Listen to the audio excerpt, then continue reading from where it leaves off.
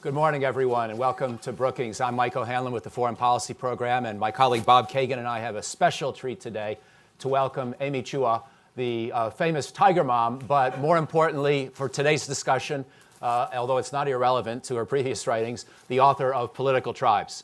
A very, very important, I think, and cogent explanation of much of what's going on in the country today. And so we are going to have a great discussion with her and you. Looking forward very much to this special opportunity. And before I go any further, could you please join me in welcoming Amy to Brookings?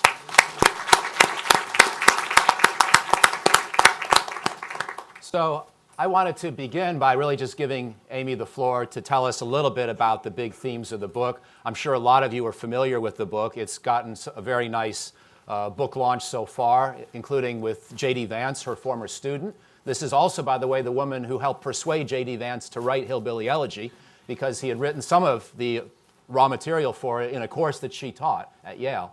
And so they've had a discussion in town, and she's been around the country doing quite a book tour. So I'm sure many of you are familiar with some of the themes of what she's been talking about and writing about already. But Bob and I agreed we'd like to just hear and give you the chance to hear from her mouth a little bit of how she would summarize the big picture ideas of the book. Then I'll follow up with a few questions for both Amy and Bob, and then we'll go to you by about the halfway point. So Amy, again, welcome to Brookings, and I'm not going to go into a more elaborate introduction, except to say one more thing, which is that I mentioned Tiger Mom, and you see I brought my props. I also brought World on Fire, which is a very important book Amy wrote 15 years ago or so, before Tiger Mom, and before, therefore, her fame in many of the morning talk shows. But this was the book that really began to establish her thinking and writing as a foreign policy scholar, in which she coined the phrase market-dominant minority and talked about a lot of the stresses in many other countries around the world across different sectarian and tribal lines. And I think much of the thinking that ultimately shows up in Political Tribes had its genesis in this very important book as well. So I will simply say that, as well as the fact that, as you all know, she's a professor at Yale Law School and very, very accomplished writer across many domains. And now, my friend, the floor is yours. Thank you, Michael. Thank you, Bob. And thank you all for coming today. So I'll try to be very brief here. I originally started writing this book 3 years ago purely as a foreign policy book. It was actually to try to get away from the Tiger Mom thing and to go back to my areas of expertise of a couple books on foreign policy. So on the foreign policy side, the broad thesis is that America, in stark contrast to the British in their heyday, we tend, for interesting reasons I can go into, to think in terms of grand ideological divides, capitalism versus communism, or then that was followed by democracy versus authoritarianism, and then, terrorism versus freedom or something. And as a result, kind of blinded by these ideological prisms, we are spectacularly blind to the group identities that matter most to people on the ground in the countries where we're trying to help. And often those identities are not national, but ethnic, religious, regional, sectarian. And I show that this blindness to the power of this tribal identity or ethnic identity has led really to some of our greatest foreign policy debacles in the last 50 years, from Vietnam to Afghanistan to Iraq. And a lot of it has to do with the fact that we romanticize democracy. We, and again, there are historical reasons for that. It's been a very stable system for most of our history. But we tend to think of democracy as almost like a panacea, even for group conflict and group division. So the idea is, maybe there are these ethnic and tribal divides, but if we just have elections, they will melt away. There'll be ethnic alliances, et cetera. So we really didn't pay enough attention to the schism between the Sunnis and Shias and Kurds. In Afghanistan, I can talk more about, we thought of the Taliban as really just a fundamentalist movement, when in fact it's also very much a ethnic movement. It was founded and established and largely populated by the Pashtuns, the largest ethnic group in Afghanistan. And a lot of the development of the Taliban they were afraid of losing their dominance in that country. So what happened is how the book came to be in its current form is last February, a month after President Trump took office, I was teaching a class that I've taught for 20 years called International Business Transactions. It's actually not just about business. I use it to talk about democracy and all this stuff that I'm interested in.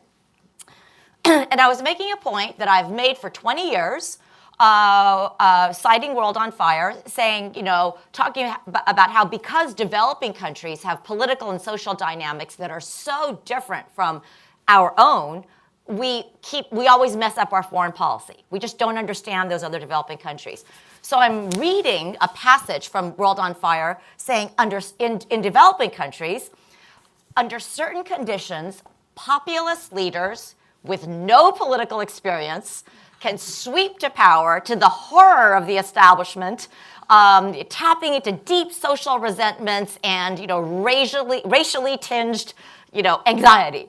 And I stopped, and 80 people are looking at me and all thinking the same thing, which one student articulated. She said, "It sounds exactly like you're describing the United States." And I had been reading a passage about Hugo Chavez in Venezuela. So it was really this wake-up call for me. I had to kind of rethink things, why it is. So that's kind of a big part of the book now, that we in the United States, for the first time in our history, and we can talk more about this, are starting to display some of the dynamics destructive political dynamics that historically have been more associated with non-Western or developing world, and including ethno-nationalist movements, elite backlash against the popular side of democracy, hate-mongering, erosion of trust in our institutions, and so on.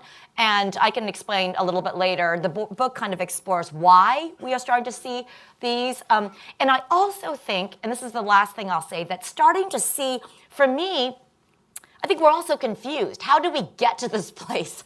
How can America look like it does right now? And when you step away and see the United States, this moment as part of a larger global pattern, not just comparing us to the far-right movements in Europe, which is what everybody does, but actually seeing us through the same lens that we review countries like Venezuela or Afghanistan or Iraq that we think have nothing to do with us, I think it actually points the way forward. I mean, the way out of this. And I'm an optimist, believe it or not. So I think that's my nutshell. That's a great start. I wanted to draw you out on one more big picture idea that I've heard you speak about before, and then talk a little bit about an historical perspective on how we've gotten here and how bad it's been before in our history. And I'm going to, of course, bring Bob in on that discussion as well. But when I first met you, it was about a year and a half ago. It was before Trump won. Yeah. And at that point, it was, I think, July 2016, and most of the people at the conference we were attending, I think, expected that Trump would probably lose. It was clear that he was going to be the nominee.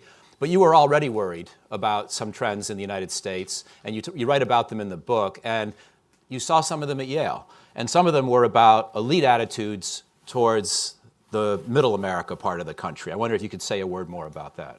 Yeah. So there's a huge racial dimension to this. I was one of the few people at Yale not surprised by the election, actually. And I mentor a lot of different students, not a lot of minority students for obvious reasons, but also a lot of conservative students. And so I've gotten to know people from all walks. And I was worried about the situation and the polls coming out because, first of all, I knew all the people working in Hillary's, she's a Yale person. Yale is a bastion of Hillary support. The Brooklyn office were all my students, all my former students. I knew every last person in there. And I don't think there was a single person from a working class background or middle. I mean, it was first of all, who has time to take off 2 years to volunteer? I mean, there's a class dimension. But secondly, it was the fact that there was probably only one open Trump supporter in the entire Yale Law School among the students, because you just could not say anything. But underground, just quiet voices. It wasn't that there were that many more Trump supporters, but there were a lot of people whose grandparents or cousins or friends who were from different parts of the country who responded very negatively to hearing basically their sisters and brothers and parents being described as stupid, fat, racist bigots. I mean, it was very, and I could hear all these conversations that we were having, and it is a difficult. A big thing that we can talk about is I think that if you don't allow people to air their grievances and say things that we have such a vocabulary now on college campuses. Like if anybody's going to express something about immigration, I'm trained to say everything in a non-offensive way. I know all the vocabulary, it changes all the time. Latinx is not just Latino, just very complicated. All the gender things. So I think there are a lot of people in the middle of the country, they have not met many minorities. They speak in a way that sounds offensive to us. But if you instantly brand people who start talking about immigration or worries about limits as, oh my God, you're a racist, xenophobe, Islamophobe, what I've seen is it just goes underground. And that was something that I noticed right even just on Yale, one of the most liberal places where, and I'm not saying these people became Trump supporters, but it was just a weird dynamic where I could feel like there was just all this stuff going underground, and what was being reported, which is, it was just out of sync. Thank you. I want to now talk a little bit about how we should view where we are today relative to previous eras of American history. And in some ways, this is, one of the conversations I've been most looking forward to with the two of you, because I've learned over the years a lot from Bob Kagan as well about how to think about American history and some of the ebbs and flows and cycles. You write about it in the book. You talk about various places and times in our past, like the Jim Crow period, where we've had a lot of tension. This is not unprecedented in our own history, what we're facing today. But I wanted to, again, draw you out on that and then turn to Bob as well for his view. And I'm going to use one more prop with another Brookings scholar involved. E.J. Dionne wrote a book 25 years ago, many of you know, which really took him to fame, and it's called Why Americans Hate Politics. And this came after the period of the late 80s and early 90s. There was a lot of divisiveness back then. Clearly, we had a very nasty period in politics then.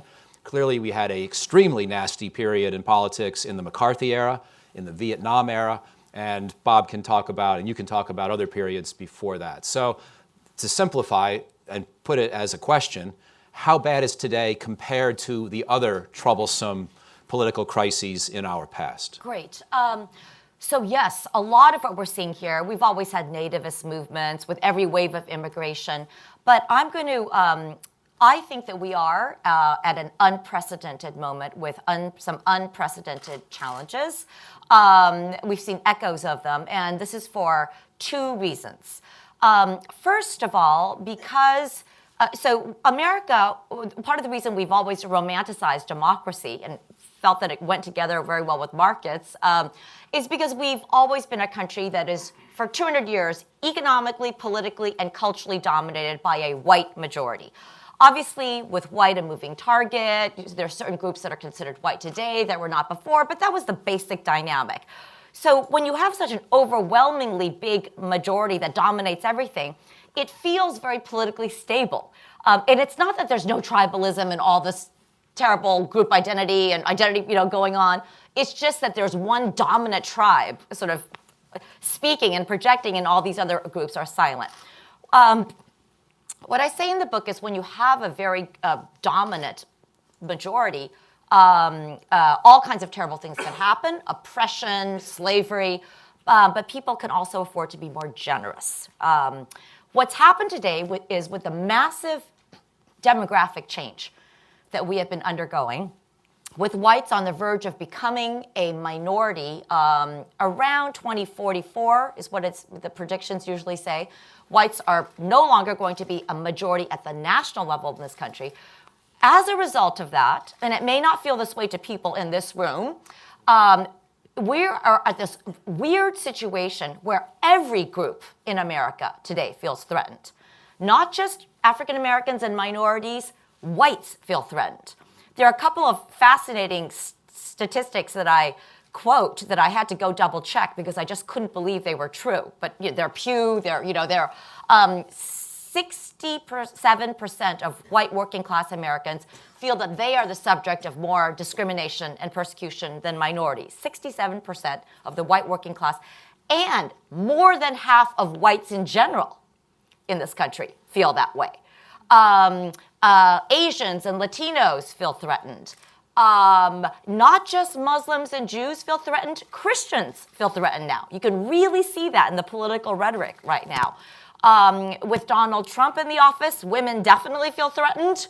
But with the Me Too movement, men feel threatened. So straights and gays both feel threatened, liberals and conservatives. And everybody views other people's claims of being threatened as preposterous, but that is exactly the point of political tribalism. And so what happens is when people feel threatened, that is when they become more tribal. Again, this is also just their studies showing this. That's when they get more insular, more defensive, more us versus them. So that's point one, what's different. Although, yes, we had that in some southern states at the state level, with whites losing their majority status. The second point, too, is something that I think is lost a lot when people just fling around these terms, white supremacy or racist country. One of the most, this goes back to the question Michael asked me before, one of the biggest changes, I think, in this country is the new white against white resentment. That is the divide between, for lack of a better term, I'll say coastal whites, urban, basically everyone in this room with me included, people who view themselves, have interacted with a lot of minorities, view themselves as tolerant, multicultural, cosmopolitan, worldly, liberal, progressive. You could be Republican or Democrat, but that group, the difference between that group and the kind of Trump's base, the inland or heartland whites, is so stark now that I've been writing about ethnicity for 20 years. I have one article, there's a 20-page footnote describing what ethnicity is, the constructivist theory, all this stuff. But wildly simplifying, the divide between coastal whites and inland whites, or rural, or, is so stark now that it's almost like an ethnic difference. There is so little interaction and intermarriage. It is actually much more likely for a Caucasian person in New York City or New Haven or DC to intermarry with somebody from Asia or a Muslim or Africa, than it is from Kentucky, actually. And it's just such a stark cultural divide. Going back to J.D. Vance's book, people look different, they speak differently, so probably find each other offensive. They eat different things. Something Donald Trump has tapped into. When he said he gorges on McDonald's, we're all more, recyclable, vegan. They dress differently, different sports. I have a section. One of my favorite chapters is on worldwide wrestling and NASCAR and all these, again, prosperity gospel, these mega churches that are huge in America that we elites, and I don't mean wealthy, just educated, we miss. We see, and partly because we look down on them. These churches where people pray for money. These are very much a part of America, and so that's the other divide. And I can talk about, but so I think those are the two big differences that have, when Michael raised this idea of a market-dominant minority, I'll come back to that. It's a big concept for me. I used to say for 20 years that the United States didn't have one. We had all kinds of other problems. So our country was dominated economically and politically by a majority. So we didn't get, the classic case of a market-dominant minority is Indonesia, where a 3% tiny Chinese minority controls 70 to 80% of the private economy and all the major conglomerates. 3% ethnic Chinese controlling 70% of Indonesia's economy, and there's all this resentment. It's very taboo. When I coined this, Americans are very uncomfortable with that. It feels like, are you stereotyping? And I just document the numbers. And what I say is that when you have democracy in these conditions, it's actually very destabilizing because the majority weaponizes its vote, the poor, disadvantaged majority, and will often target that market-dominant minority. I say that that's actually what happened in Iraq, where the Sunnis, for a very different reason, were a market-dominant minority, 15% of the population. They had been long dominant, first under the Ottomans, which is a Sunni power, and then under the British, who loved to divide and rule through that Sunni minority, and finally under Saddam Hussein, who was a Sunni, who favored them. So when the United States comes in and says, let's have majority rule elections, you're giving that to the long oppressed Shia, what's going to happen? And it's exactly what I predicted in the afterword to World on Fire, that you're not going to get peace and prosperity. You're going to get the oppressed majority using that majority power to revenge, and seek revenge, payback time. And I'll just say, coming back to the United States, that with some caveats, and I just published a New York Times op-ed on this, but I think this is maybe the most interesting thing. You can start, I think we're starting to see the emergence of a market-dominant minority in the United States. It's not like other countries. We're always different and idiosyncratic. I mean, we're not an ethnic nation. But I think that you can start to see these, again, us, coastal elites, as America's own version of a market-dominant minority that breeds resentment against this, like, poor, less advantaged group. And the rhetoric, it's really weird because we're not an ethnic, coastal elites obviously are not an ethnic minority, right? We're not like a racial, or we're not a religious minority. But wealth in the United States is extraordinarily concentrated, wealth and power on the coasts between Wall Street and Silicon Valley and Washington establishment and Hollywood, the media. And coastal elites are, as I mentioned, an extremely insular group with our own way of speaking, very judgmental, morally superior. And here's the piece where Trump comes in. One of the most disturbing things about countries with market-dominant minorities is you frequently see demagogues whipping up ethno-nationalist movements, targeting that minority and saying they are foreigners. They are not real people in this country. We are the real, Serbs. We are the real Zimbabweans. We must take back our country. And because coastal elites are viewed as being pro-minority, pro-Black Lives Matter, pro-immigrants, pro-helping the poor in Africa and developing countries, it's easy, many in the heartland, there are a lot of demagogic voices that depict coastal elites as wanting to sell the country to foreigners, as not real Americans. So you can see in President Trump's rhetoric, the way he came in, make America great again. He actually used a certain language. We need to take back our country. So we're at this point where it's like we're almost like two Americas, with each side saying the other side is not there. That does not represent real America. Those values are repugnant to me. So that's why I think this lens of looking at other countries is actually very helpful. You start to find parallels. Yeah. Fantastic. By the way, listening to you, I think of Richard Reeves' recent book, Dream Hoarders, which has some of these same kinds of arguments about how the privileged 20% is in a different place and to some extent an isolated place in our country. I wanted to bring in Bob, and really just the same question about where we stand today compared to previous periods. But I just want to remind all of you, most of you know Bob's writings very well. He's such an influential and important foreign policy voice for the contemporary debate. But whenever I hear him self-identify, he describes himself as an historian, first and foremost. And so I really look forward to how he looks back at our previous periods in history and our previous troubles. Also, I love all of Bob's books equally, but he once told me that his own favorite, I think the only one he really is happy with, this is the way he put it, was Dangerous Nation, which was a book that talked about how the United States got to where it was as of 1898/1900.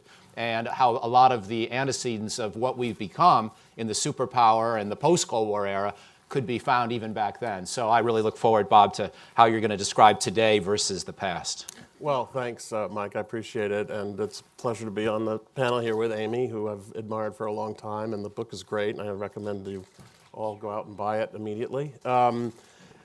When the hardest thing to do from a historical perspective, looking at the present, is trying to filter out what is new and what isn't new. And it's also, we tend, I think, the average prejudice is everything is new, and maybe to slight the degree to which things are.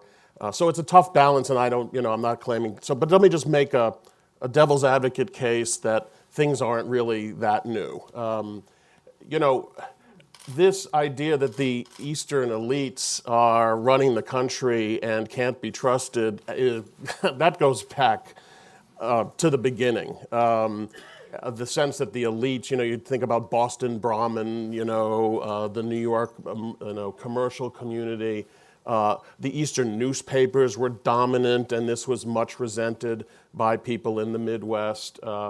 There's a long history of resentment against Eastern elites and a long history of Eastern elites looking down on the rest of the country as a bunch of bumpkins. I mean, there's the famous New Yorker cartoon showing a New Yorker's view of America, which sort of, it's flyover country, on your way to LA. And that just goes back a long way. And it's worth recalling that the United States at its very birth, there were 3 distinct regions that exercised independent political influence that had to come up with a bargaining strategy to deal with each other because they were considered so distinct. There was what was called the West then, which was basically out toward the Mississippi. There was the South, which had its own distinctive quality for obvious reasons. And then there was the Northeast. And the Northeast tried to secede, and later the South tried to secede. So, that the country has got a very regional, we sort of felt that had gone away. I don't know why. What was George Wallace? What was the segregationist Democrats in the South? I think these things don't go away. So that's one thing that I would say. It's interesting what Amy says about the panic of whites today as a minority, and there's no question that that's going on. The only thing I would have to say, though, is the whites have been panicked all the way through.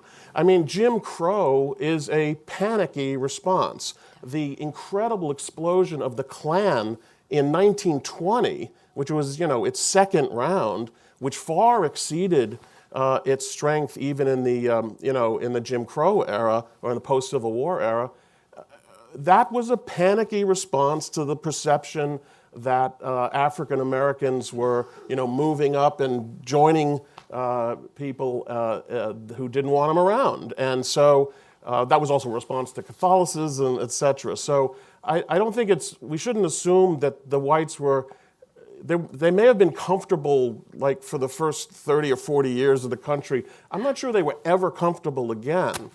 And this sort of gets back to my sort of larger point, and I'll end with this, is the one thing that surprised me about your book in talking about America is, and I even looked in the index to see if this was true, you never mentioned the Declaration of Independence. And I think the great tension in American life from the very beginning has been the tension between the stated principles of the Declaration about equality and natural rights, that all men have, is the way they put it, and the fact that there is also a feeling of ethno-nationalism. So America has this completely unique notion of nationalism. In this respect, it is exceptional. You're an American because you accept the principles of the Declaration of Independence. That is what binds everybody together because it's an immigrant country otherwise. But it isn't even the Constitution because as Lincoln said, and in order to make the case for fighting the Civil War, the Declaration supersedes the Constitution. It's the principles that drive it. He called it the apple of gold in the frame of silver, the frame being the Constitution. He says the frame was made for the apple wasn't made for the frame. And this was the big sort of the key element of justifying an essentially extra-constitutional war against the South. And I think this tension can be seen running through the entire era of American history. And the irony, of course, is the founders of the Republic were Anglo-Protestant men. And they assumed that Anglo-Protestants would dominate the country and that culture. They didn't think Catholics, Asians, Muslims, African Americans, or women for that matter, were really fit to run a democracy. But, and this was the crucial thing, because of the reason for their because of the separation from Britain, they had to declare that their rights didn't derive from the fact that they were English. They had to declare that they were universal rights that everybody had, and that's how come we can separate from the king, because he's depriving us of our rights. That, which was almost an expedient argument at the time, although I think that many of them believed it, nevertheless took on real life. And you could no longer say that the success of American democracy had anything to do with ethnicity or anything else, because everybody had these rights. And this, as I say, we've been at war over this for a long time. Now, I said I was going to end with that, I'm going to end with this, which is, I have a hard time looking at this debate that you're talking about, and this is personal, but I have a hard time regarding both sides of this debate as equal. Oh, yeah. Because I think that we have always had people in this country, from the days of slavery to the post-Civil War era, all the way through, to today, who are in a sense rejecting the principles of the Declaration, who are in a sense insisting on an ethno-nationalism. And Trump is the first president to articulate in his own way, but clearly, an ethno-nationalism, which is not about the Declaration of Independence. And I don't view these two arguments as equal. I have no sympathy for people who want to negate the basic premise on which our nation was founded. And I don't care what their beef is, even. Let alone that the whites feel that they've been overrun by the fact that others have been granted rights. That has been offensive to whites for 2 centuries. Please. Yeah. So first of all, absolutely brilliant, and I actually don't think we disagree. I don't think they're equal either. In fact, my concept, I don't mention the Declaration, but the concept that I want to come back to is I think that America, unique really among all the major powers, is a supergroup. And a supergroup is a country, is one that has a very strong national identity, that can bind very diverse people together. And the reason we have one is because even though the founders as individuals may have been racist, whatever, the principles we have are in our Constitution and the Declaration are such that this country is ethnically and religiously neutral. That is, our overarching national identity is not ethno-nationalist. And it's very special. I'm fascinated to learn all the different reasons why, but it does not belong to any ethnic subgroup. So I totally agree with that. This new thing is just virulent and un-American, not our principles. So I'm not doing. Again, it's so interesting. I feel like this book, Political Tribalism, I don't pull any punches on either side, and I feel like everything. The response that I've gotten is very politically tribal, because I am not equating white supremacy and racism. I'm not saying that the Ku Klux Klan is the same thing as identity politics. No, there are enough people mad, and some other people are already saying how terrible the situation is, how racist everything is, how racist the country is. My response is, how do we understand how we got here? And so let's say we want to get past, let's move to where Bob wants to be, where we all want to be. How do we do that? And so I have no trouble calling out racism, these acts that should be called out and sometimes are not.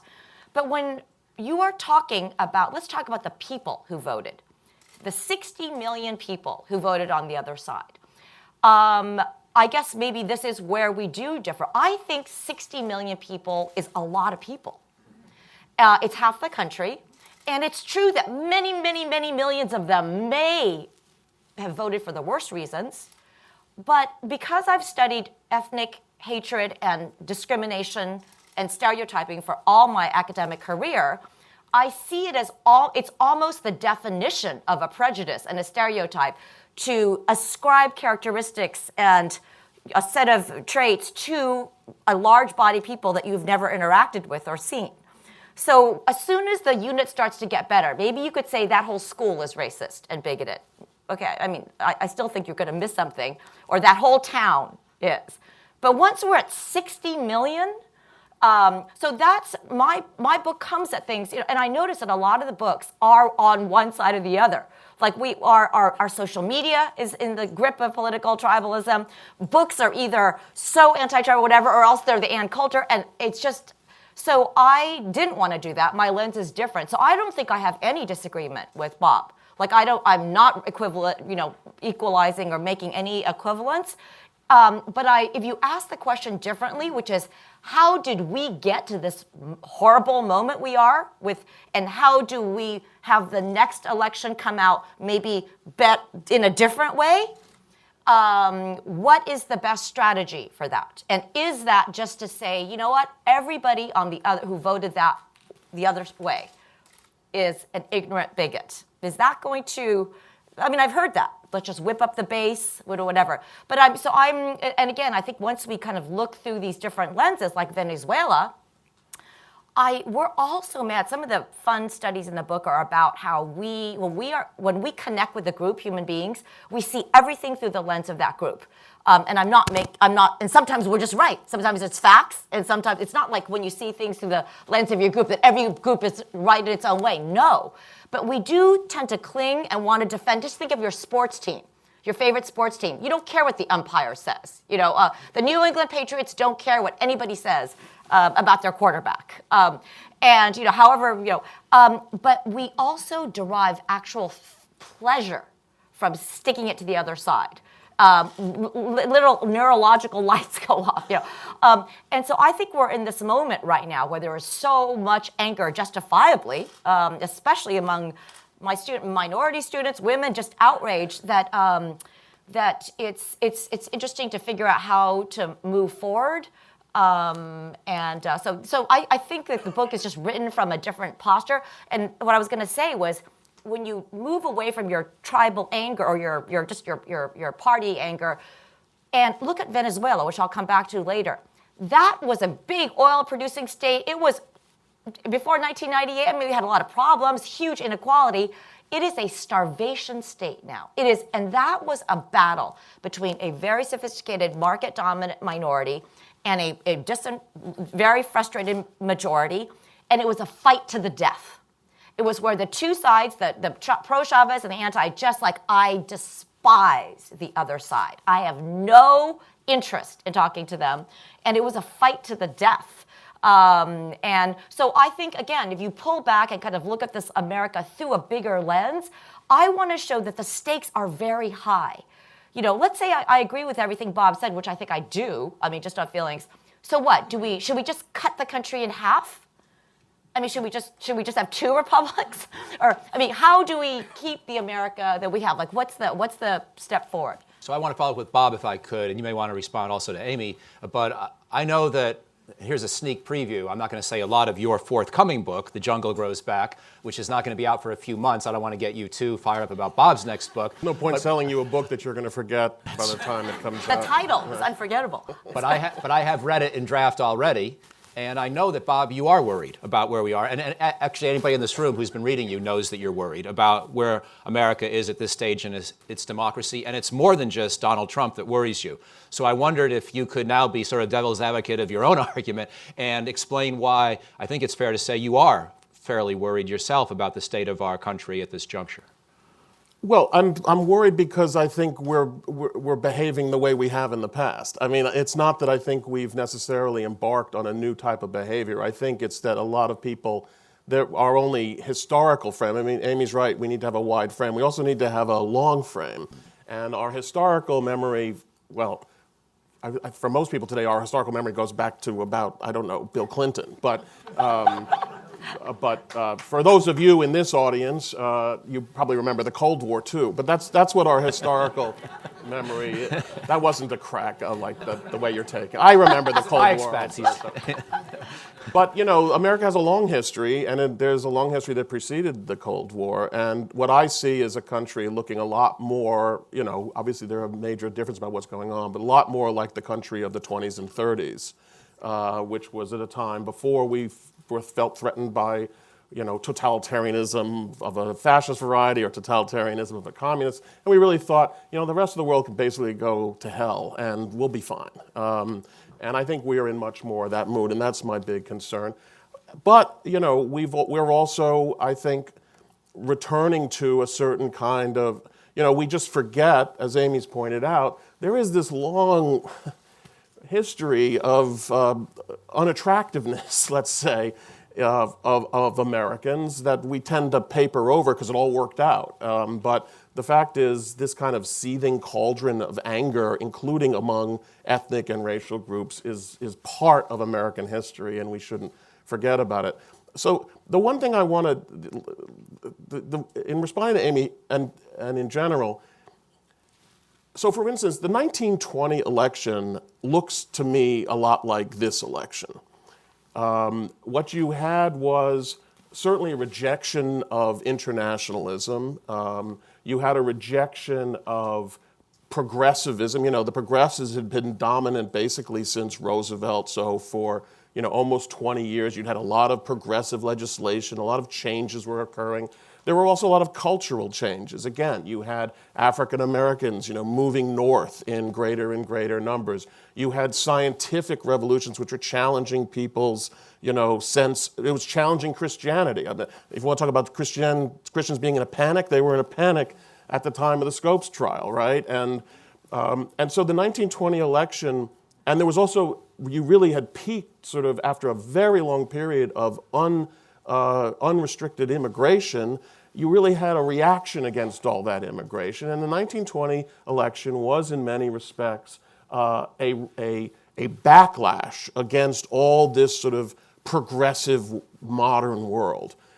The difference was, and so they elected Warren Harding, who was kind of a non-entity, but he was a non-entity, and what's happened, and if you go through all the various different periods of history where you've seen these kind of mass mob movements with demagogues, in the 30s you had Huey Long and Father Coughlin, and Charles Lindbergh was very popular. But the parties never let those people get the nomination. And part of me thinks that it was the fact that the Republican Party so democratized its primary system, which it had not been the case, and which Democrat Party, after the McGovern election, had de-democratized their party system, basically lost control of the nominating process. And at any other time in history, there's no way the Republican Party would have allowed a guy like Donald Trump to get the nomination. It just wouldn't have happened. Now people say, well, it's good that they democratized the primary system, but it isn't. There's no, and it's not because I'm not pro-democratic government, I very much am. It's that the parties are not themselves democratic entities historically. They are a party, they have a party interest, and traditionally throughout all of American history, the leaders of the party decided who should be the nominee. And then you had a democratic system to choose among the nominees. And I think it's almost like a fluke in a way that you got Donald Trump instead of, Ted Cruz, who I think would have been, I'm not a Ted Cruz fan, but to say the least, but Ted Cruz is not Donald Trump. In fact, Ted Cruz tried to be Donald Trump and failed, basically, and the real Donald Trump came along. Anyway. Michael, can I say one thing? I now know why you asked me that initial question. You just know so much history. It's interesting. I think we just have come at things a little bit differently. Again, I'm an optimist. I see changes already. So one thing I say in the book is we're at this weird moment where there's almost nobody left championing a kind of the group transcending identity, right? For the first time, we have whites. I mean, not for the first time, but openly, more openly than in many generations. There are conferences that are covered by the Atlantic. Well, I mean, that wasn't true 20 years ago. And because of reasons I understand, the minority groups and marginalized groups are, what I explain is the left's watchwords was always equality and inclusiveness for a long time. It was very group transcending during the civil rights movement, at least that was the rhetoric.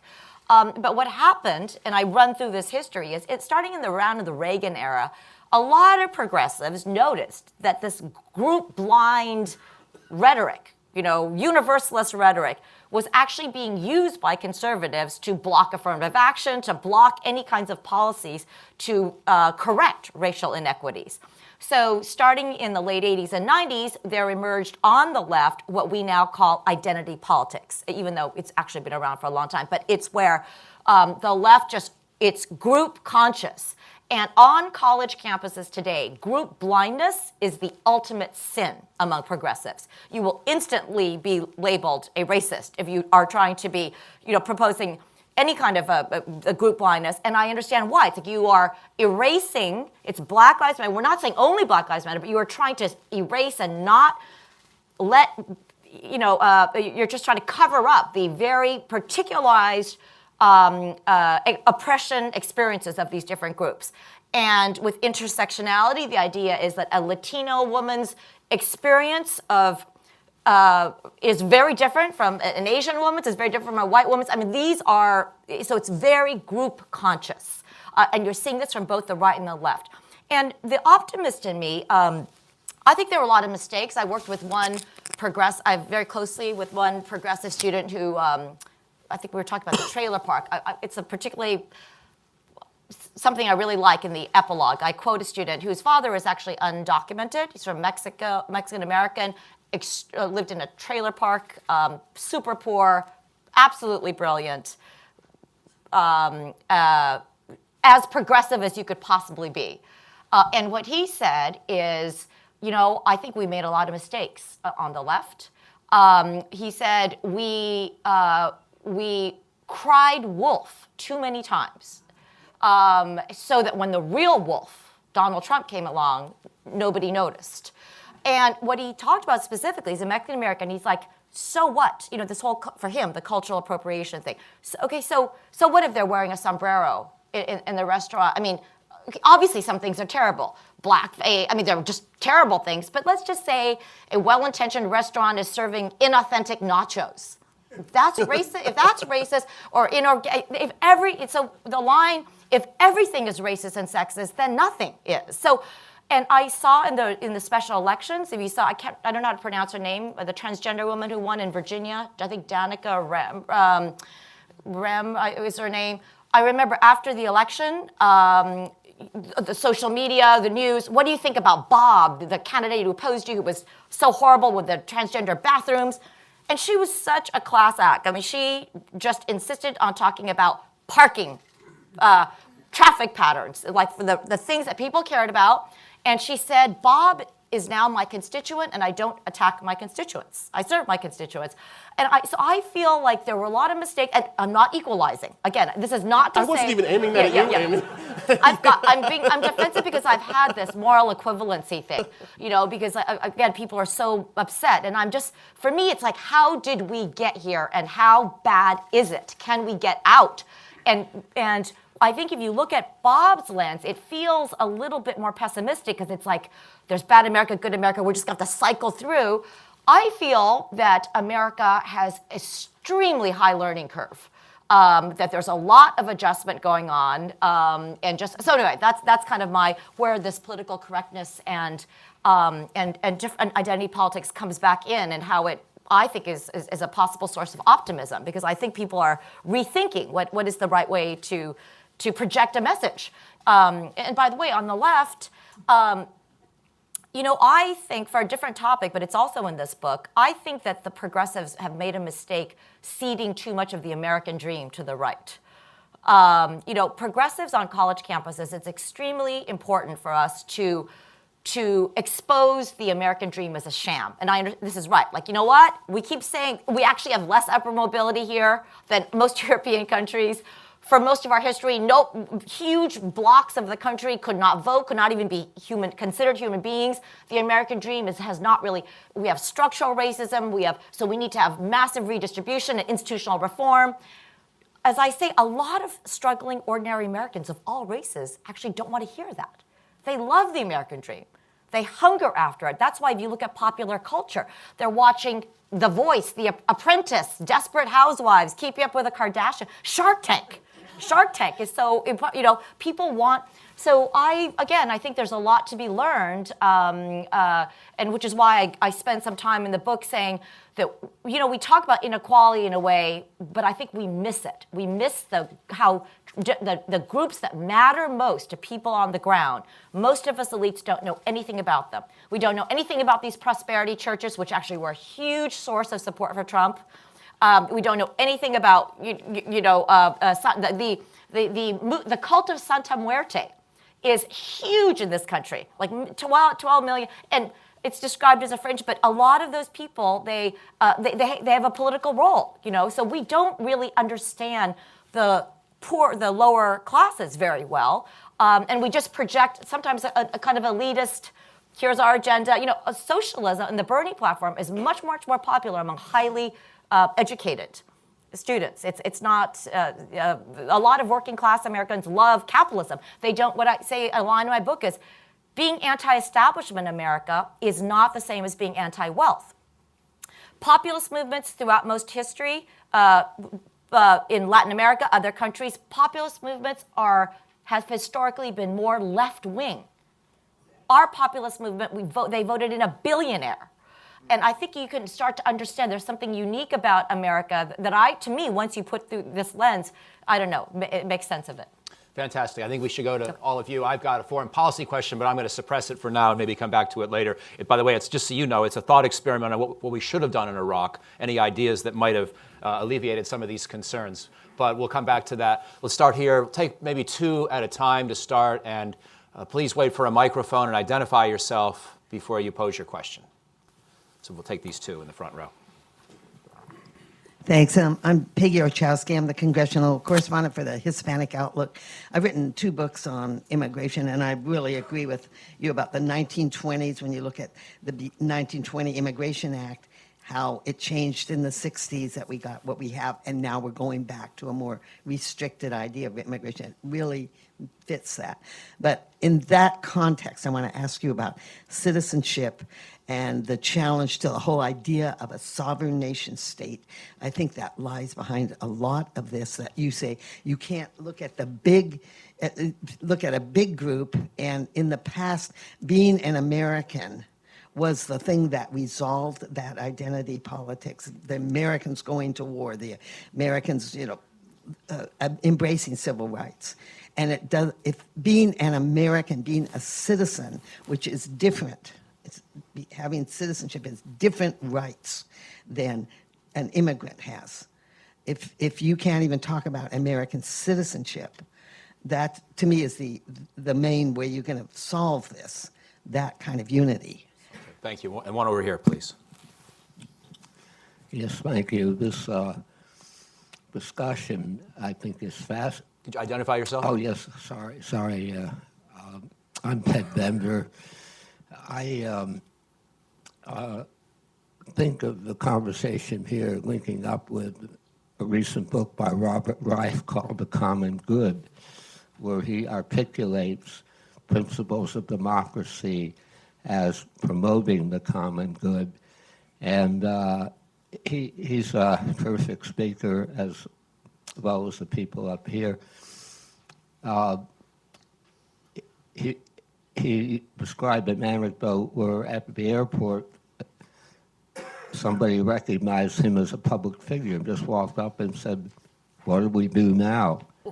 So I'd like to ask the people up here, could you articulate more or focus more on what do we do now?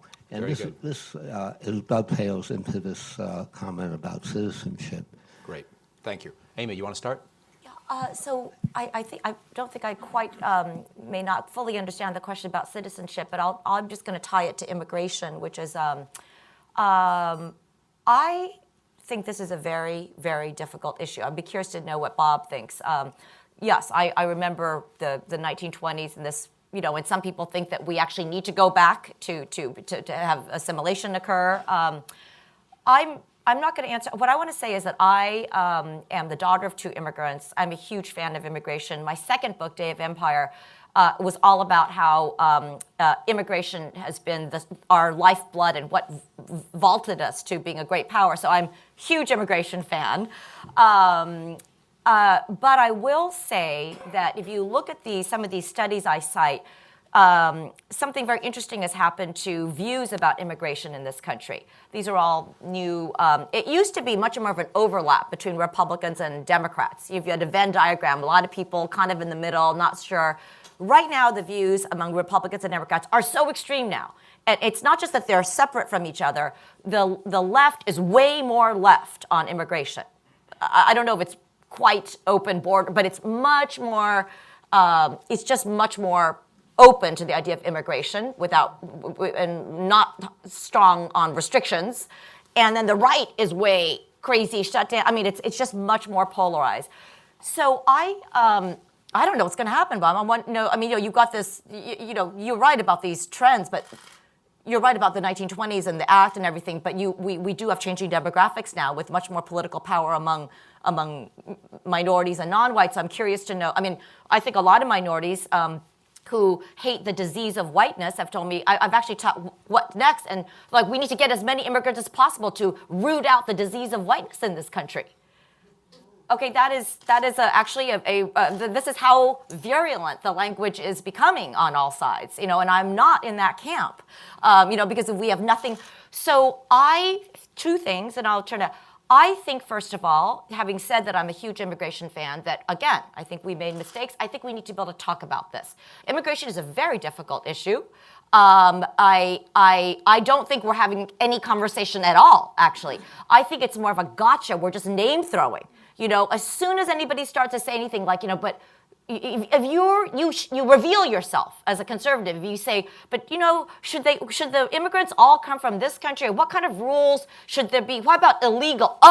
Certainly on a college campus, you can't use the term illegal. And that if you don't have people who are, especially in the middle of the country, I know Bob takes a bleaker view of them, but I'm more sympathetic. I think that you can be a person in the middle of the country who has never interacted with a lot of Asians or African Americans or Muslims, who is worried about the changing face of the country, that they see the Grammys and the Oscars, they're worried, they feel they're losing their country. I feel that can be consistent with not being a horrible racist, or if it is a racist feeling, that by talking and persuading exposure, we can change them. That is, I think it's a natural human instinct to worry if you're suddenly seeing something unfamiliar. And to instantly say, you can't talk about it, you're racist, it drives it underground. And that's what I see, and I'm so worried about. I think if you don't talk to people, don't try to persuade, don't try to interact, it all goes underground, and that's where the ugliest part of America is, and that's what turns me a pessimist. You should see these emails I get. I cannot believe it. The anti-minority, anti-Semitic, and I'm hoping they're just fringe people, but it's. So I feel like they're good, they're terrible people. Then I feel there are people who are just worried, So as to what to do, this is going to sound very Pollyanna, but my favorite studies in this book are, there are actually quite a lot that show that if you can pull people out of their tribes and have them interact as human beings, huge progress can be made. This is different than just saying more diversity or more exposure. The studies actually show the opposite. If you put just a lot of diverse people together, that can actually lead to more hatred and division. You literally have to have two people, pull them out of their groups, have them interact. So you take a Trump, somebody voted for Trump, somebody against, and put them together and have them talk about their children or pets, dogs, or sports or something. And one great example I describe is the integration of the military in the 1950s. When they proposed that, it was no. Public opinion, the military, no. When they did studies after they did it, they found that the effectiveness of those integrated groups was as equal to or superior to the all-white groups. And when they interviewed people, it was amazing. It wasn't just black and white. Swedish Americans had never met Mexican Americans, had never met Italian Americans. But what they said is, when you all are sleeping in the same quarters, dealing with the same issues, when you put your lives in other people's hands, it doesn't matter the color of their skin. It doesn't matter. Attitudes towards same-sex marriage, same thing. 30 years ago, 90% of Americans opposed. 90%. 30 years later, that's a very short time, strong majority in favor. Why? Ruth Bader Ginsburg put it well. She said, it's when people started realizing that this faceless group was their child, their cousin, their neighbor, their friend, their colleague.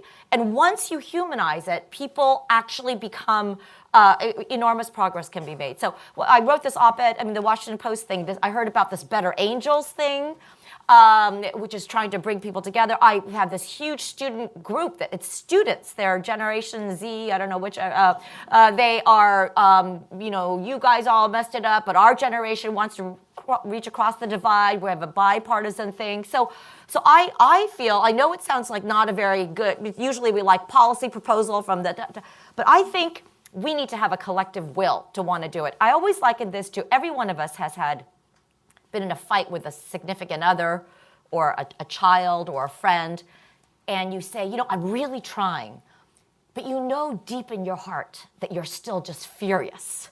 That you're really, I think we all know the difference when we're really trying to reach out to the other side or when we actually just want to hurt them more. And I like to think that we're, because I think that there is no hope if we just, if we get to a point where we view the people who voted on the other side as not just people that we want to disagree with and debate, but literally as immoral enemies who are not America, we are really in danger of a fractured country. Bob. Just a couple things. One is it's not a prescription, but it's about avoiding extremes. Immigration, for instance, the country's allowed to control the flow of immigration.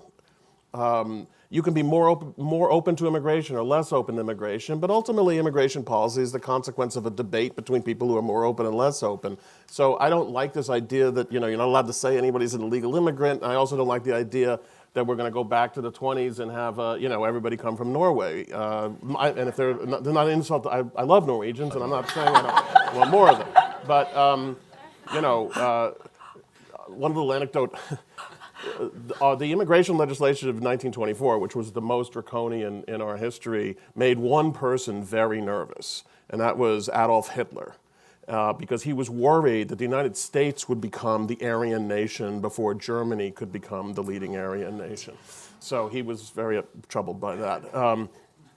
But in terms of what to do, I have a kind of objective optimism, which is that if you look at America's history, despite all the attempts to push it back, despite all the ethno-nationalist tendencies and everything, the Declaration has actually always won in the end. Yes. There's one consistent pattern in America from the very beginning, which is the continual expansion of protected groups, including what Amy was just talking about.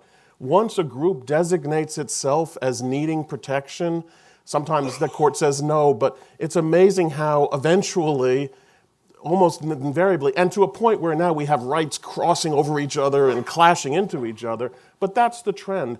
And the bottom line is, you could talk about ethno-nationalism and white nationalism all you want. America can't go there. It can only go to the universalist nationalism of the Declaration. There's no other place for Americans to go and it still be a country. So I think ultimately we get back on track.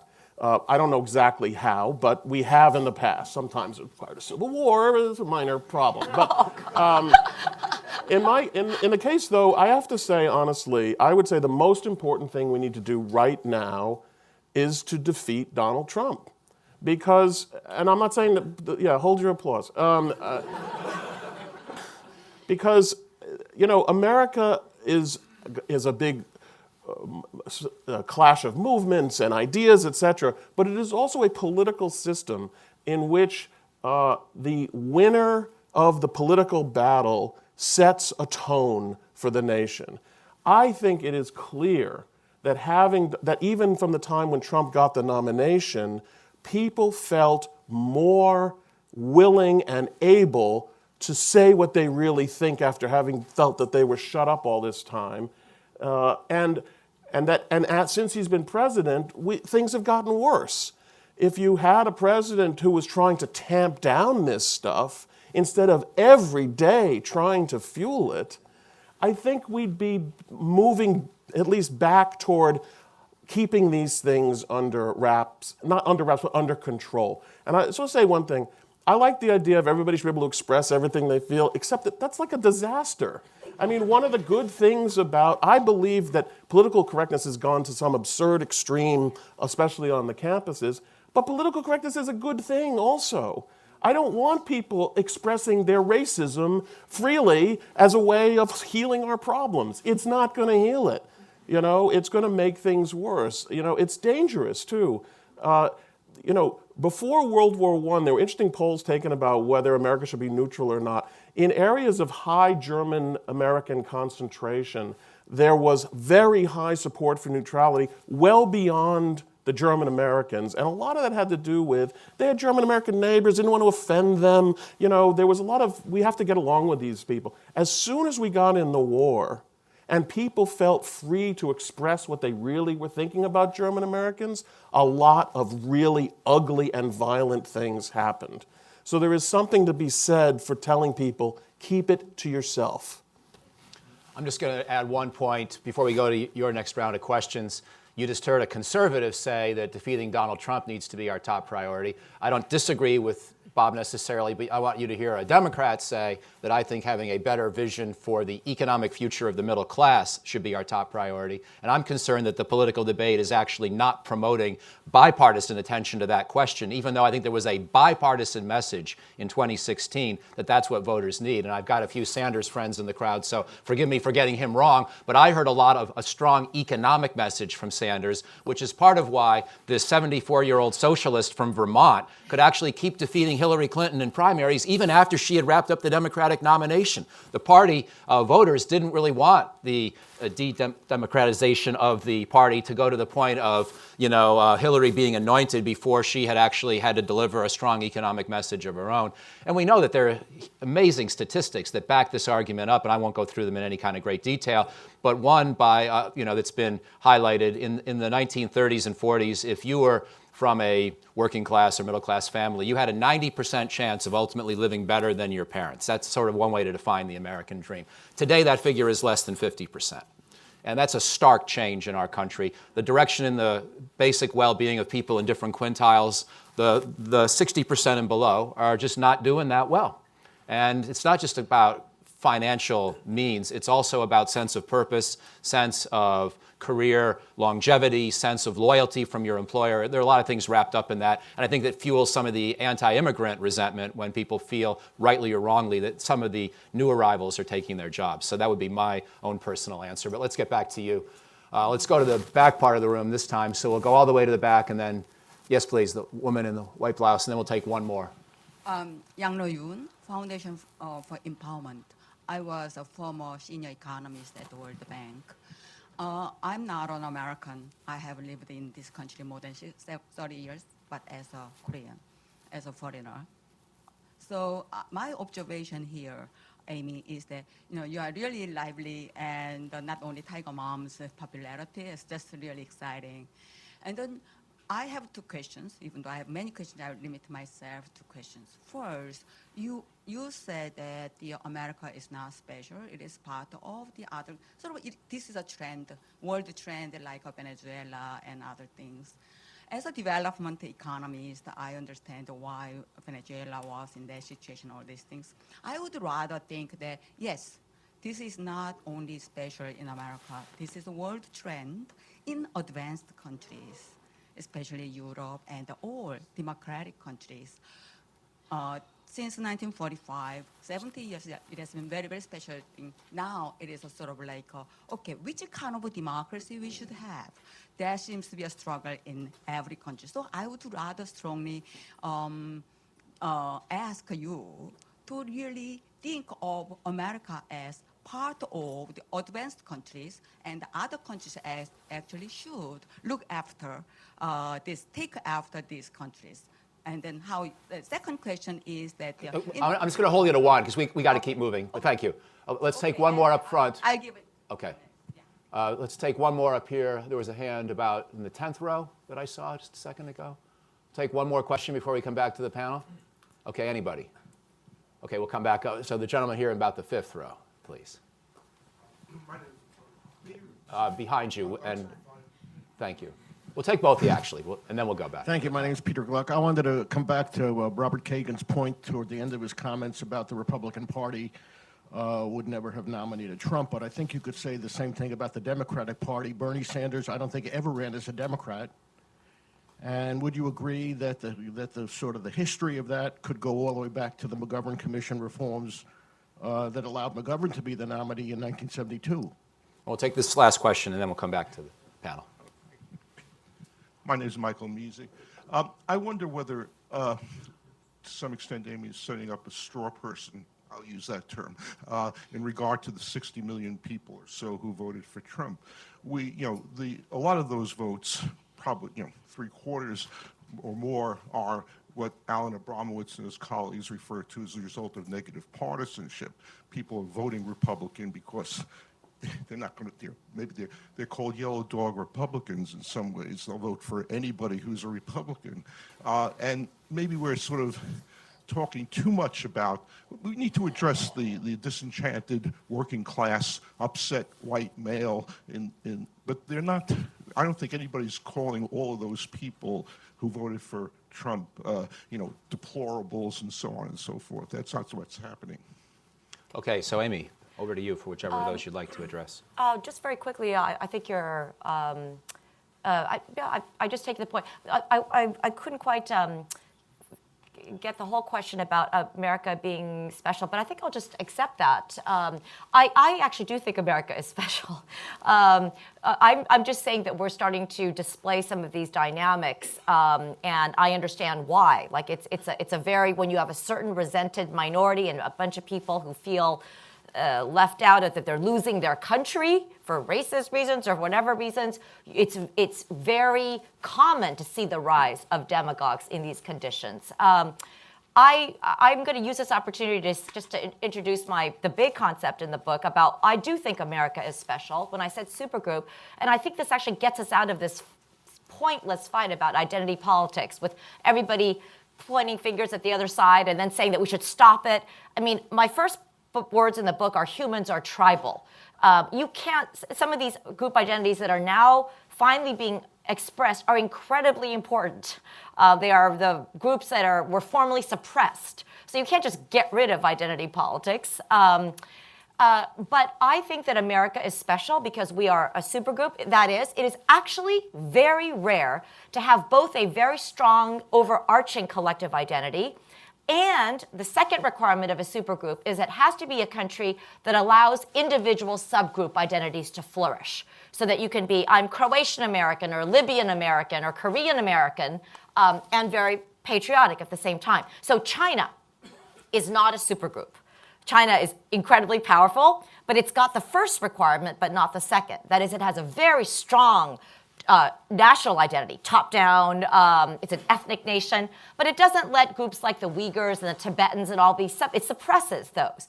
And interestingly, even France, who seems so similar to the United States, I argue is not a supergroup. Again, it has a very strong overarching national identity, but it has this almost, because of laïcité, people are, minority groups are not allowed to wear the headscarf. There was the burkini ban. And a lot of people, President Sarkozy said, this is the French concept of laïcité. If you want to be a French person, you have to eat like a French person, dress like a French person, talk like a French person. But we're different than that. So I think that we have actually the apparatus. It is actually related to the Declaration of Independence, because that overarching national identity has to not belong to any particular groups, but it has to exist there. So you can have these sub-tribalisms, subgroup identities, but we can't only be about our tribes, which is why I think I keep wanting to find that connective tissue, because I think that's what makes America special. And in this moment of anger, it's very easy to not want to do that, to figure out what it is that can bind us all. And I'll say this is where the progressives have it right. I think the right thinks of itself as the champions of the big national identity, but having a strong American identity is not just a matter of singing the anthem very loudly and waving the flag. And If you really want a very a national identity that resonates for all the people, or that can bind us together, the system needs to be perceived as legitimate. If you want to ask groups to buy into this idea of America as a great country, you have to treat marginalized groups, smaller groups, with the same dignity and respect, and not shoot them more in the back. So it's this project of having a big national identity that connects us all is not just about flag waving. It actually, there's just a lot of work to be done. So I don't know. Again, I feel like with these concepts, I see the way forward, and I happen to think that people are moving in those directions. Robert. In no particular order. I mean, you're arguing that the McGovern reforms were what that allowed Hillary to get nominated, right? That they allowed Bernie Sanders ultimately. He never ran as a Democrat. Right. So the point you made about the Republicans would not have condoned a Trump nomination could also be said about do you think it could also be said about the Democratic Party? Well, I guess I just feel I wasn't thinking about obviously Sanders running as a socialist in the Democratic Party, but I was mostly thinking about the fact that the Democratic Party, by creating these super delegates, stacked the nomination in Clinton's favor, because it was a little like it was some little part of smoke-filled back rooms plus Democratic process. So I just think that the Republican Party went in the opposite direction. The Republican Party was sort of where the Democratic Party was in 1972 in terms of having really no check on on what the primary voters did. On the I'm sorry. Now I just forgot what the other questions were. No, remind me. What was it? There was an immigration. There was a special question. Oh, and what was your question again?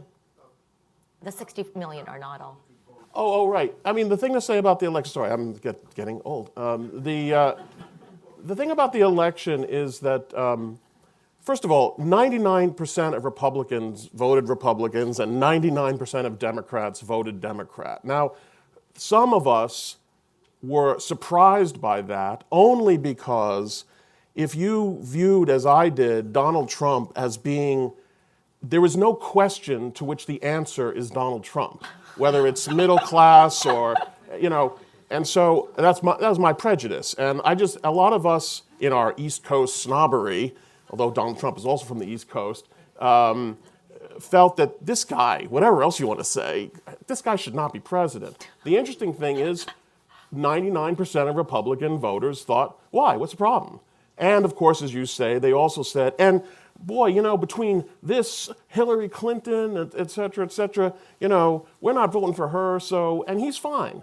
And that, to us, who thought he wasn't fine, that was the big shock. But otherwise, the election turned on a few tens of thousand votes in Wisconsin, a few tens of thousand votes in Pennsylvania, most of which, by the way, could have been made up for a higher black turnout, which didn't happen, which says to me that African Americans are behaving more like a normal ethnic group. They're really mostly interested in whether one of their guys is running. Otherwise, they're sort of semi-not interested, and they didn't see it as an existential threat enough to come out in those numbers.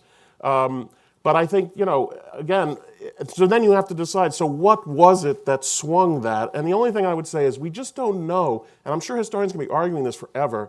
If you named a generic, I'm going to just pose for you a campaign, A versus B. 1 week before the vote, the director of the FBI is going to say that A may be under criminal investigation. Who would you say was going to win that election?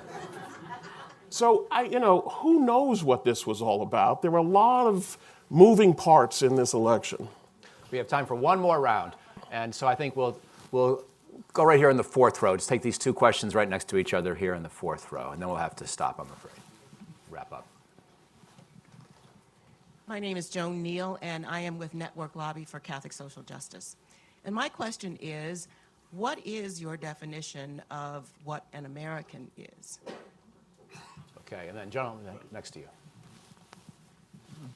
I'm Fred Altman, I'm retired, and my question is, could you interpret the East Coast, West Coast as urban versus much less urban? And the fact that the country's becoming more urban will help to solve these problems. And since you two are so cogent and crisp, we'll go to one more here, and then we'll wrap up together. So please, here in the front row. Thank you so much. Hello, I'm Marina Fazal, an Afghan-American journalist, and I would like you to try and put your comments in context of what is going on with the allegations about Russian interference. Because, you know, as someone who is American and yet I have an Afghan identity, I watch all of this, and it seems that in the context of all of this, two questions constantly keep coming back to me.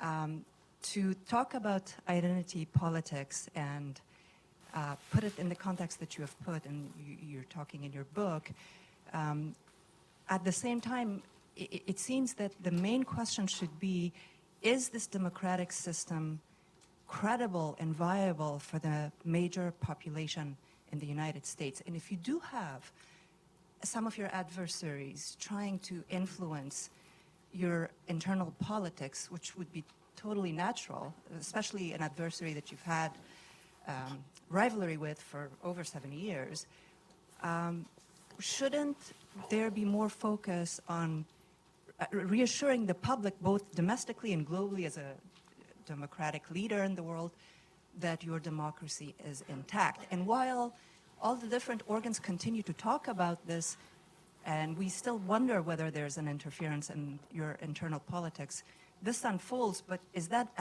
a sign of strength of democracy or a sign of it totally being held hostage, and you, whether by design or default, being divided among your different sectors? Very good. So, Amy, would you like to have first or last word in this? I'll say first. I'll keep it short because actually some of these questions I think Bob may know more. Well, the FBI. Just to the last question, I'm not an expert on. Countries try to interfere with people's elections all the time, and this is a terrible situation. Somebody should be doing something about it. It's outrageous. I'm not an expert on that, but it's dire, obviously.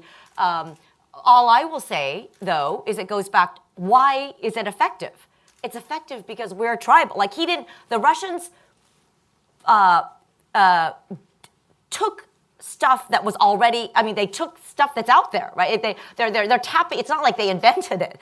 We have these divides, there is this virulence, and then they magnified it. So, but it's terrible. This needs to be addressed, and it's an emergency, the integrity of our electoral system. What is an American? I just go back to, I think, I end the book with actually my favorite, Langston Hughes' book. America is aspirational. America, it goes back to the Constitution and the Declaration. We have never been the country we said we were. But I think it's aspirational. So I think of America just simply as somebody, we have the Constitution, we have rules, but who subscribe to the values of our Constitution, which, by the way, we have repeatedly and shamefully not lived up to, but we, as Bob says, we try to move forward.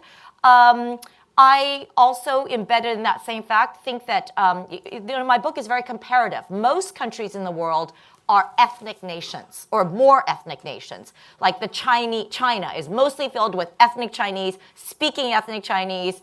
They're dominant, Korea, mostly Koreans, ethnic, whatever. Even Poles or German, they may now try to be more multicultural, but they originate as ethnic. Bob is right, we were founded by mostly Anglo-Saxon Protestants, but we started earlier with this kind of many religions, and our Constitution was not. Interesting to know the reason why, related to England. I didn't know that. But our Constitution was never only Anglo-Saxon, we had 3/5, it was not perfect. So I think that it's extremely important part of our identity that we're not an ethno-nationalist country. So here, Bob and I could not agree more, that to the extent that we have leaders and president that is pushing us in this direction is just un-American and counter to our principles. I think the East Coast, West Coast thing, maybe I'll let you, I sort of am thinking of the West Coast as, maybe I'm just blinded. I just got back from LA and San Francisco. I think of them as very urban too. So I think you're maybe thinking of Washington State and Seattle, or when you say rural?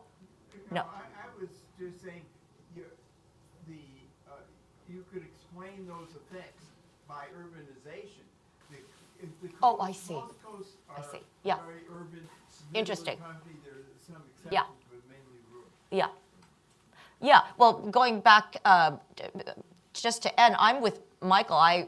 In terms of what should we do to get out of this, if you look comparatively, you see zero-sum political tribalism when it feels zero-sum. You know, when people can rise and get out of it and they don't feel they have to eat each other up for it, that they're not competing for limited spoils. And it's not just that we used to have much more upward mobility, and maybe this goes back to a response I would have had to one of Bob's earlier points. We have way less... You're right, though, relative to when. But compared to, say, 30 years ago, we have less geographic mobility right now. One of my colleagues is writing about how the coasts are so expensive now. Used to be you could go to a public education used to be a much greater equalizer. You could go to a public high school in the middle of the country, do pretty well at a state college, make it enough to get to New York or San Francisco. It's impossible to pay rent now. Education is out of control. Tuition is so high. All this tutoring stuff. You know, even we can't even afford it. How can somebody from a blue-collar family in the middle, you know, get to a top university, and then you can't afford to even live in these cities? So again, I've colleagues, and I think Brookings is doing some stuff like that too. Just to how can we change tax policy, finance policy, urban planning policy to not have the situation where people can't even be mobile across the country? That rigidifies this. The two Americas, like if people can't even interact. Oh, is this my last thing I get to say? Okay. One pet project that I have that I actually thought of, and I didn't put it in my book, but as I've traveled the country, people like this. What if, you know how our kids have gap years? It's a big thing. After high school, they go, and mostly it's a pretty privileged thing. They often go to like, Australia or the Netherlands or Guatemala, and often with their own friends. So they're actually in the same group. What if, I don't know if it's mandatory or whatever, what if children after high school or even within high school from one part of the country went to another part of the country where they traditionally would never otherwise have gone? And were forced to interact with each other on a common project, not as one group condescending to the other. Let me teach you and help you, but like on a common endeavor. I think that would be a great plan. I mean, a lot of our kids are just staying in their own bubble as they go to Australia anyway. It's busing. Yeah. Yes. That worked out great. I have hope. Bob. Are you going to go back to Amy again? No, I'm done. Well, we'll give her a choice and a chance. Okay, because I don't have the last word. I should have the last word. You should have the last word. No, but you have two tough questions. I have two tough questions? I don't have two tough questions. We are still open to Russian attack in the way we have been because the Republican Party doesn't have an interest in stopping it. And so they control both houses in the White House, and so we're not going to do anything about it. That's the reality of American politics. Isn't it wonderful? In terms of what it means to be an American, I mean, you know, we have the lowest bar to what it means to be a national of our country, of any country in the world. I mean, Amy's right. In France or Germany, you know, a Turk could live in Germany their whole life. They could be born in Germany, but they'll never be German. In the United States, if you follow the laws and pursue changes in the law through the accepted constitutional effort, instructions, then you're an American. That's it. You don't even have to believe, I personally would say you ought to believe in the principal Declaration of Independence, but that would wipe out, huge swaths of Americans over history. So I can't really insist that is one of the prerequisites. It's really, it really is, I think in obeying those laws and respecting that Constitution, there does get created a certain commonality of values. You take people from El Salvador who live in one kind of way in their home country. They live in an entirely different kind of way in the United States. And I remember having immigrants from Central America tell me, this is what they love about America. If they follow the law and they pay their taxes, they're left alone.